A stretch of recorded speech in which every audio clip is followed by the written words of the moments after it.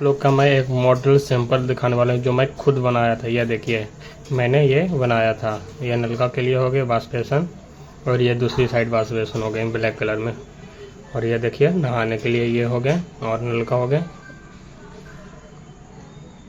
और ये हमारे ये टंकी हो गए, और ये हमारे वॉश बेसन हो गए, और ये हमारे गीजर हो गए इस तरफ।